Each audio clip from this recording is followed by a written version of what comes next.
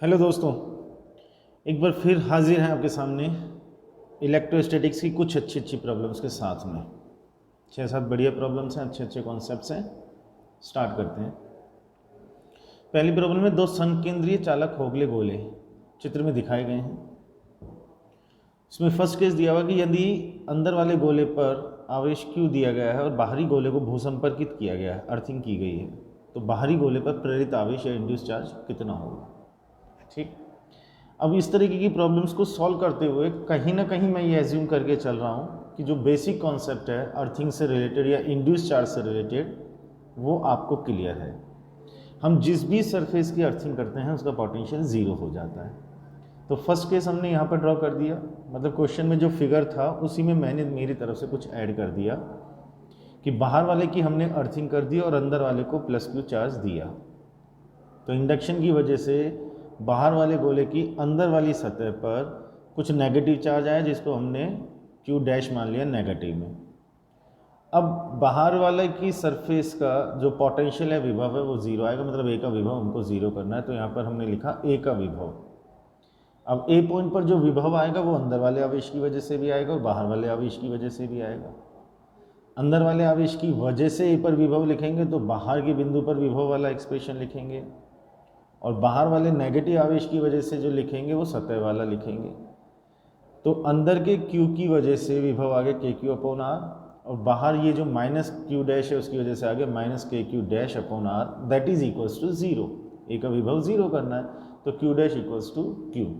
तो ये एक बेसिक कॉन्सेप्ट अब हम डायरेक्टली याद भी रख सकते हैं कि अगर हम बाहर वाले को भूसंपर्कित करें और अंदर वाले को आवेश देते हैं तो बाहर वाले पर जो प्रेरित आवेश आएगा वो अंदर वाले के विपरीत प्रकृति का समान मात्रा का आएगा। मतलब अंदर अगर प्लस है तो प्रेरित आवेश माइनस आएगा, अंदर अगर माइनस है तो प्रेरित आवेश प्लस आएगा, मान उसी के बराबर आएगा।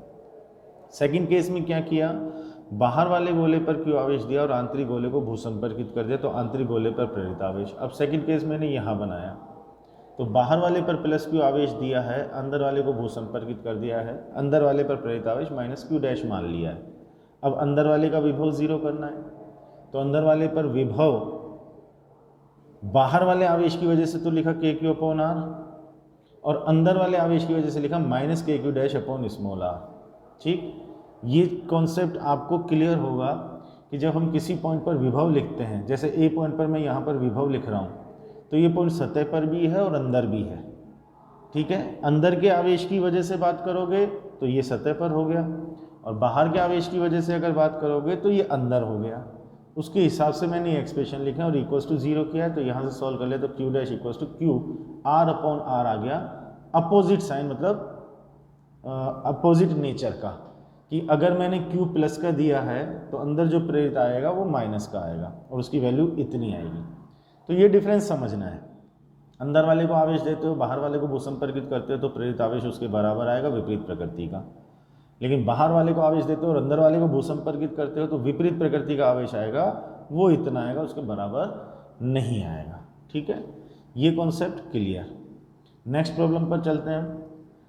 त्रिज्या A/4 की एक डिस्क पर एक समान रूप से वितरित 6 कूलाम आवेश, और ये XY तल में इस प्रकार रखिए कि इसका केंद्र -A/2 0 0 पर है। A लंबाई की एक छड़ जिस पर एक समान रूप से वितरित 8 कूलाम आवेश है, X अक्ष पर A/4 से 5A/4 तक में रखी है। ठीक है, और बिंदु आवेश -7 कूलाम और 3 कूलाम क्रमशः इन बिंदुओं पर रखे हुए हैं। एक घनीय सतह 6 सतहों x बराबर +-A/2 +-A/2 से बनी हुई है। घनीय सतह से गुजर रहा विद्युत फ्लक्स। बड़ा है क्वेश्चन, डेटाज काफ़ी सारे हैं, समझेंगे फिगर की हेल्प से तो क्वेश्चन इजी है। IIT में आया हुआ क्वेश्चन है तो प्रॉब्लम अच्छी है, बट इसको समझें तो इजी हो जाएगा। ये सबसे पहली बात कि ये जो हमारा O पॉइंट दिखाई दे रहा है ये हमारा मूल बिंदु है। अब लेफ्ट साइड में एक डिस्क रखी हुई है, राइट साइड में एक छड़ रखी हुई है। छड़ का ये वाला जो सिरा है ये है x इक्वल्स टू A/4 पर, ये वाला जो सिरा है ये है x इक्वल्स टू 5A/4 पर। ठीक, डिस्क की बात करें तो डिस्क की जो त्रिज्या है, जो रेडियस है वो A/4 है और इस पर आवेश है 6 कूलाम। छड़ पर जो आवेश वितरित है वो है 8 कूलाम। ठीक, दो बिंदु आवेश हो रहे हैं, यहाँ ए पॉइंट आपको दिखाई दे रहा होगा जिसके निर्देशांक a/4 माइनस 7 कूलाम आवेश। इधर यहाँ पर एक बी पॉइंट है, उस पर 3 कूलाम आवेश, निर्देशांक -3a/4 और 3a/4। सब कुछ मैंने क्वेश्चन में से पढ़ करके उसके हिसाब से मार्क किया है, उसके हिसाब से इसमें एंट्रीज की हैं। आप देख लीजिए और सारी चीज़ों को एक बार चेक कर लीजिए। अब बात ये आती है कि हमको एक घन बनाना है, वो +- a/2, मतलब मूल बिंदु से a/2 राइट में x की तरफ, a/2 लेफ्ट में, ये रेंज हो गई। y की तरफ a/2 मतलब y की तरफ ऊपर चले जाओ, y की तरफ नीचे चले जाओ, ये एक रेंज हो गई। z की तरफ a/2 ऊपर और a/2 नीचे, मतलब बाहर आ जाओ और अंदर आ जाओ। तो कुछ इस तरीके से घन बन जाएगा और मूल बिंदु यहाँ कहीं आ जाएगा। ठीक है, ये जो हमारा बना हुआ है वर्ग, इसमें भी आप इमेजिन कर सकते हो कि यहाँ इसको तल मान करके, आधार मान करके एक घन खड़ा कर दो जो बाहर की तरफ निकलता हुआ आ रहा है, एक बॉक्स बन जाएगा। ठीक है, अब हमको फ्लक्स कैलकुलेट करना है, तो बस एक चीज़ हमको समझ में आनी चाहिए कि ये जो हमारा घन बना, इसके अंदर कुल आवेश कितना है। ठीक है, देख करके पता लगेगा। ये जो डिस्क है, इस डिस्क का आधा पार्ट इसके अंदर है, आधा पार्ट इसके अंदर है या नहीं है। ठीक है, आधा पार्ट अंदर है तो डिस्क का आवेश जो घन के अंदर है वो 3 कूलाम हो गया, क्योंकि कुल 6 कूलाम है। रोड की या छड़ की अगर हम बात करें तो छड़ की लंबाई चेक कर लो, a/4 से 5a/4 तक लेंथ ऑफ द रोड या छड़ की लंबाई हो गई है a। ठीक है, उसमें से ये वाला जो पार्ट है, ये वाला जो भाग है छड़ का, वो इसके अंदर है। ठीक है, बोलो है या नहीं है, यस और नो। तो कितना आवेश इसके अंदर होगा, ये चीज़ कैलकुलेट करके देख लेते हैं। ये चीज़ कैलकुलेट करें तो कितना आवेश उसके अंदर आएगा। छड़ का कुल आवेश 8 कूलाम है। ठीक है, ये a/4 है, यहाँ पर ये a/4, तो ये a/4 आ जाएगा। ठीक है, तो यहाँ पर ये 1/4 आ जाएगा सर, 1/4, 3/4 बाहर हो गया, 1/4 अंदर हो गया, तो ये आ गया हमारा 2 कूलाम। क्लियर हुई बात। ए की अगर हम बात करें, ए पॉइंट पर जो आवेश है वो घन के अंदर है तो -7 कूलाम, बी पर जो है वो उसके अंदर नहीं आएगा। तो कुल आवेश कितना हो गया, इसको जोड़े तो यहाँ पर ये 6 की जगह 2 होगा। कैलकुलेशन में छोटा सा एक करेक्शन है, तो ये कितना आ गया हमारे पास में -2 कूलाम, और ये आ जाएगा 5 = -2 कूलाम अपॉन में एप्सिलॉन। क्या मेरी बात समझ में आई। एक बार वापस से इसको फटाफट से देख ले। डिस्क का आधा भाग अंदर है तो 3 कूलाम आवेश घन के अंदर हो गया। छड़ का 1/4 भाग घन के अंदर है तो 1/4 आवेश मतलब 2 कूलाम हो गया। ए पॉइंट का बिंदु आवेश भी उसके अंदर है तो -7 कूलाम। बी वाला उसके अंदर नहीं, हमको क्यू एनक्लोज्ड चाहिए, -2 कूलाम आया, आंसर मिल गया। ठीक है, नेक्स्ट प्रॉब्लम पर चलते हैं। ये दिया हुआ है हमको क्वेश्चन कि चित्र में एक समान विद्युत क्षेत्र में 3 आवेशित कणों के ट्रैक को दिखाया गया है, किस कण का आवेश और द्रव्यमान अनुपात अधिक होगा। इसका कॉन्सेप्ट समझ लेते हैं।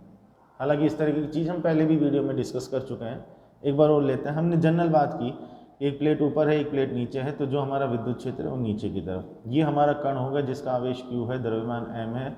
मान लो Vx रफ्तार से वो इधर चल रहा है, तो जैसे वो विद्युत क्षेत्र में से गुजरेगा तो वो इस तरीके से कुछ डिफ्लेक्ट होकर के और ऐसे जाएगा। कितना डिफ्लेक्शन हो रहा है उस चीज़ पर हम बात करते हैं। मान लो प्लेट की लंबाई x है, तो x की तरफ तो कोई एक्सेलरेशन है, विद्युत क्षेत्र है नहीं, मतलब कोई त्वरण तो उत्पन्न होगा नहीं, तो हमने x के लिए लिखा चाल बराबर दूरी बटा समय। तो पता लगा कि ये इस विद्युत क्षेत्र को कितने समय में पार करेगा, x/vx। अब y की तरफ अगर हम बात करें तो y की तरफ तो विद्युत क्षेत्र है, तो हमारे कण पर बल लगा, QE बराबर आया ma के, a बराबर आया QE/m, जो कांस्टेंट आया। कांस्टेंट आया तो गति का समीकरण लगाया, s बराबर ut plus half a/t²। y की तरफ प्रारंभिक वेग है इसलिए 0 लिखा है, कंफ्यूज मत होना। y की तरफ विक्षेप y आ गया, a की जगह QE/m आ गया और t की जगह x/vx आ गया। सॉल्व किया, y बराबर ये आया। अब यहाँ से हमने Q/m निकाला, उसी की तो बात करनी है, वो 2vx²y/x² आया। 3 कणों की बात क्वेश्चन में हो रही है, तो तीनों के लिए ये जो मैंने बंद किया है उसमें सेम फॉर ऑल पार्टिकल, ये तो सबके लिए एक जैसा है। इसका मतलब Q/m किस पर डिपेंड है, y पर। तो हमको जिसका विक्षेप ज़्यादा दिखाई दे रहा है हम उसी के लिए Q/m सबसे ज़्यादा कहेंगे। ठीक है, अब आप यहाँ से चेक कर सकते हो कि बी का विक्षेप तो इतना आ रहा है लगभग में, अनुमान से बात करेंगे इतना, और सी का मेरे हिसाब से सबसे ज़्यादा आ रहा है, तो क्यू अपॉन एम सबसे ज़्यादा किसके लिए आएगा, सी के लिए आएगा। ये कॉन्सेप्ट है ऐसे क्वेश्चंस के लिए। ठीक, नेक्स्ट प्रॉब्लम पर चलो। 2.55 इंटू 10⁴ न्यूटन पर कूलाम के नियत विद्युत क्षेत्र के प्रभाव में 12 इलेक्ट्रॉन आधिक्य की कोई तेल बूंद स्थिर रखी हुई है। मिलिकन तेल बूंद प्रयोग, तेल का घनत्व दिया हुआ है, बूंद की त्रिज्या का आकलन करना है। तेल की बूंद अगर साम्य अवस्था में है तो इसका मतलब उसका mg संतुलित हो रहा होगा QE से, तो QE बराबर mg। Q हो गया 12 इलेक्ट्रॉन आधिक्य, मतलब 12 इलेक्ट्रॉन एक्सेस में है, ज़्यादा है, तो Q बराबर 12E आ गया, तो Q की जगह 12E लिख दिया। m बूंद का द्रव्यमान, गोला है तो उसका आयतन हो गया 4/3 पाई आर क्यूब, घनत्व रो से गुणा कर दिया, मल्टीप्लाई कर दिया, आर का फॉर्मूला बन गया ये। सारी वैल्यूज़ हमारे पास में ये लिखी हुई हैं, दी हुई हैं क्वेश्चन में, वैल्यूज़ पुट कर देंगे, आर कैलकुलेट हो जाएगा। Simple problem. ठीक, नेक्स्ट प्रॉब्लम पर चलते हैं। अच्छा क्वेश्चन है, बढ़िया क्वेश्चन है। The charge per unit length of the 4 quadrant of a ring, एक रिंग है उसको 4 इक्वल पार्ट्स में डिवाइड कर दिया, उन पर charge per unit length given है 2 लैम्बडा, -2 लैम्बडा, लैम्बडा और माइनस लैम्बडा दिखाया हुआ है। The electric field at the centre, centre पर इलेक्ट्रिक फील्ड कितना आएगा। सबसे पहले इन चारों चार्जेस की वजह से हम सेंटर पर इलेक्ट्रिक फील्ड के डायरेक्शंस देख लेते हैं। ठीक है, रेड और ग्रीन मैंने यूज़ में लिया जिससे डिफ्रेंशिएट करना आसान हो जाएगा। ये जो +2Q है, सॉरी +2 लैम्बडा है, इसकी वजह से इलेक्ट्रिक फील्ड आ गया E2, प्लस लैम्बडा की वजह से इलेक्ट्रिक फील्ड मान लिया E1, +2 लैम्बडा की वजह से इलेक्ट्रिक फील्ड मान लिया E2, तो E1 और E2 एक दूसरे के अपोजिट हो गए। माइनस लैम्बडा की वजह से हमने इलेक्ट्रिक फील्ड इसी की तरफ आएगा क्योंकि नेगेटिव चार्ज है, तो E3 हो गया। -2 लैम्बडा की वजह से इलेक्ट्रिक फील्ड E4 इधर की तरफ। इलेक्ट्रिक फील्ड के डायरेक्शन में तो कोई प्रॉब्लम ही नहीं है भाई, पॉजिटिव चार्ज होता है तो इलेक्ट्रिक फील्ड दूर भागता है, नेगेटिव चार्ज होता है तो इलेक्ट्रिक फील्ड उसकी तरफ आता है। ऐसे हम इलेक्ट्रिक फील्ड का डायरेक्शन डिसाइड करते हैं, है या नहीं। तो हमारे पास E1, E2, E3 और E4 आ गए। ठीक है, अब इनके मैग्नीट्यूड हमको लिखने हैं। तो एक क्वाड्रेंट की अगर हम बात करें, एक चतुर्थांश की, एक क्वाड्रेंट की अगर हम बात करें जिस पर चार्ज डेंसिटी लैम्बडा है, त्रिज्या r है, तो उसकी वजह से यहाँ सेंटर पर जो इलेक्ट्रिक फील्ड आता है वो √2k लैम्बडा अपॉन r आता है। मान करके चलता हूँ कि ये चीज़ आपको मालूम होगी, इसका एक डेरिवेशन है, यहाँ उसका कोई कंसर्न नहीं है, डायरेक्ट हम उसको एक्सप्रेशन को काम में लेंगे। तो हमने प्लस लैम्बडा की वजह से इलेक्ट्रिक फील्ड E1 लिख दिया, √2k लैम्बडा अपॉन r। अब +2 लैम्बडा की वजह से E2 लिखेंगे तो लैम्बडा की जगह 2 लैम्बडा आ जाएगा। दोनों एक दूसरे का अपोजिट है तो इनका रिजल्ट E5 क्या आएगा, E2 - E1 कर देंगे तो सॉल्व करने पर E5 ये आया। अच्छा, ऐसी ही कहानी मुझे E3 और E4 में भी दिखाई देगी। E3 मतलब लैम्बडा माइनस लैम्बडा की वजह से लिखेंगे तो इतना लिखा, E4 लिखा तो लैम्बडा की जगह 2 लैम्बडा लिखा, E6 की बात की तो दोनों अपोजिट है, डिफरेंस लिया तो ये वाला लिखा। अब E5 और E6 का रिजल्ट चाहिए। ध्यान से देखें तो E5 और E6 इस तरह से, मतलब दोनों के बीच में 90 डिग्री है, तो इनका result E = √E5² plus E6²।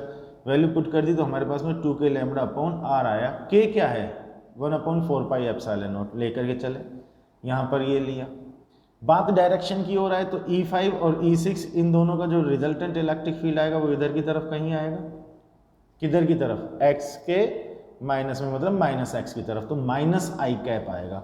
ये उसका मैग्नीट्यूड आ गया, तो रिजल्ट हमारा ये आ गया, lambda upon 2 pi epsilon not r उसका मैग्नीट्यूड और -i cap. It's a good problem, right sir.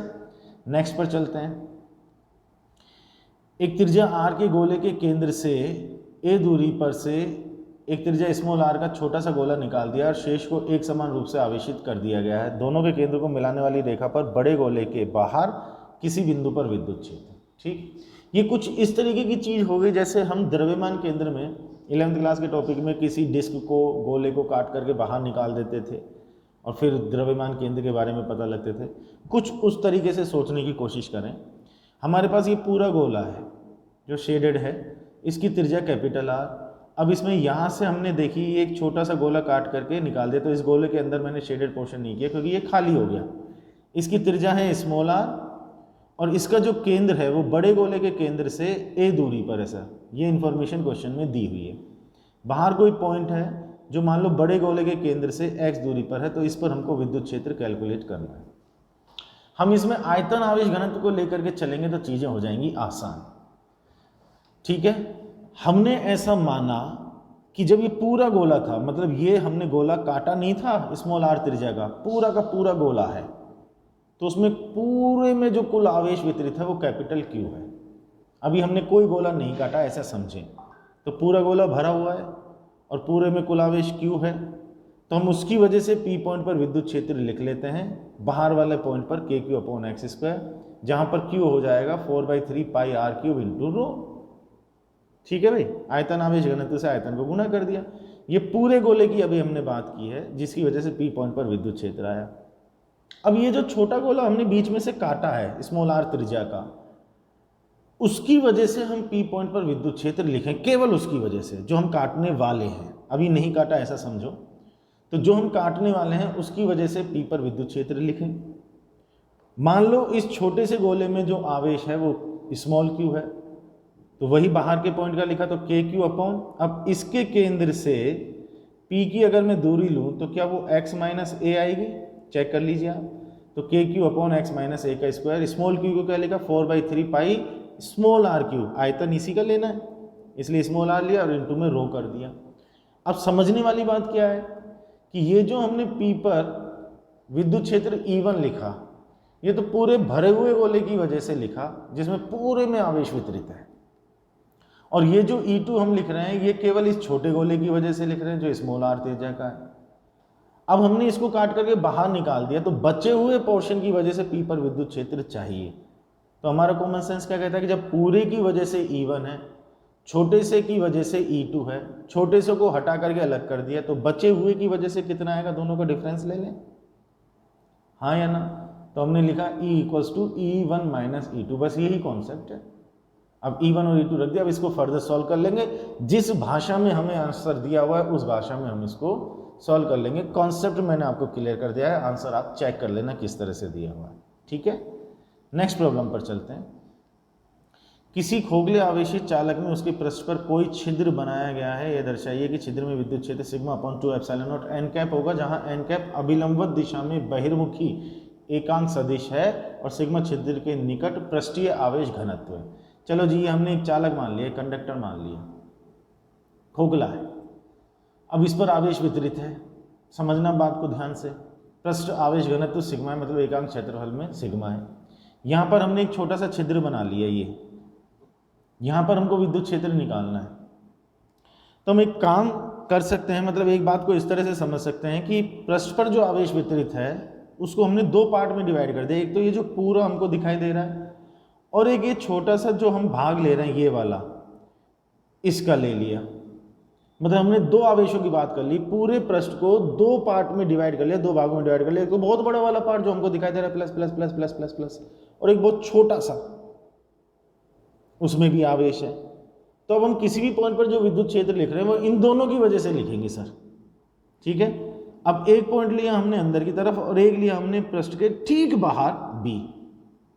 अब अंदर A जो हमने लिया उस पर ये जो पूरा आवेश वितरित है, ये पूरा का पूरा, उसकी वजह से हमने विद्युत क्षेत्र मान लिया E1 जो अंदर की तरफ आ गया, ये बाहर की तरफ ये इधर की तरफ आ गया हुआ E2, कोई सा भी एक।